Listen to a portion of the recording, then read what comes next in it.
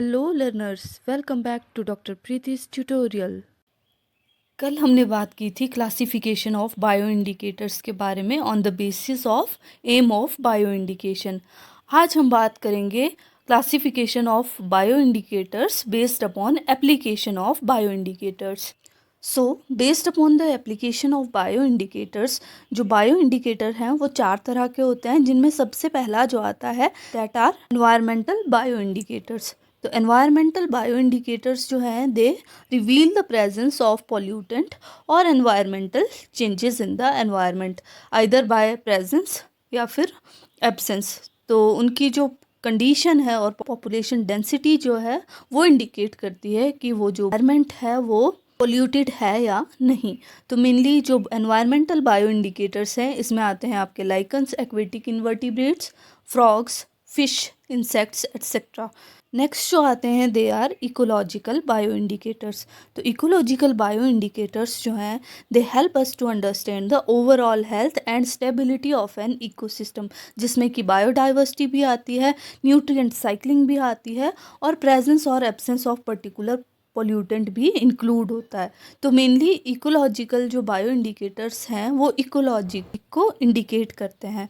तो मेनली इसमें आते हैं आपके इक्वेटिक इन्वर्टिब्रेट, जिनमें मे फ्लाई और स्टोन फ्लाइज आती हैं, वाटर क्वालिटी को इंडिकेट करने के लिए यूज़ होती हैं।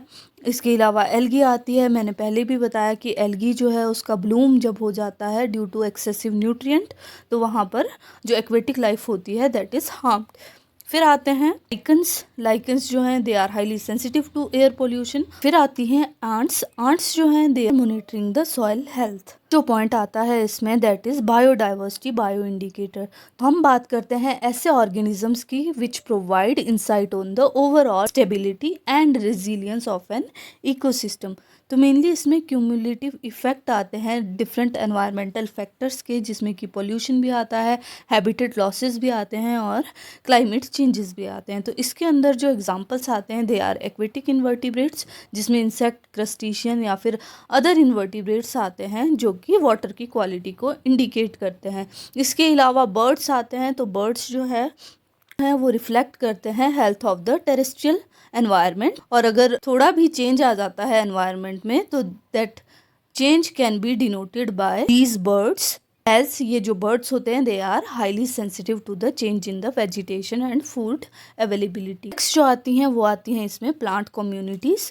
तो प्लांट कम्युनिटीज़ जो हैं they are also biodiversity bio indicators. किसी भी पर्टिकुलर एरिया में अगर चेंज हो रही है वहाँ की डाइवर्सिटी और कॉम्पोजिशन प्लांट स्पीशीज़ की, तो वो इंडिकेट करती है वहाँ की जो सॉइल हेल्थ है उसमें कोई प्रॉब्लम है, या फिर पॉल्यूशन का लेवल इंक्रीज हो गया है, या फिर क्लाइमेटिक चेंजेस जो हैं वो उसकी डाइवर्सिटी को इम्पैक्ट कर रहे हैं। लास्ट जो आते हैं इसमें they are pollution bio indicators.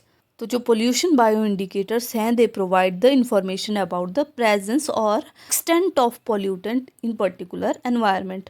तो ये जो पोल्यूशन बायो इंडिकेटर हैं ये अलग अलग तरह के होते हैं, बायोलॉजिकल भी हो सकते हैं, केमिकल भी हो सकते हैं और फिजिकल भी। अगर हम बायोलॉजिकल बायो इंडिकेटर्स की बात करें तो इसमें अगेन लाइकन, एक्वेटिक इन्वर्टिब्रेट्स आते हैं, फ्रॉग्स आते हैं, एल्गी आती है एंड फिश आती है।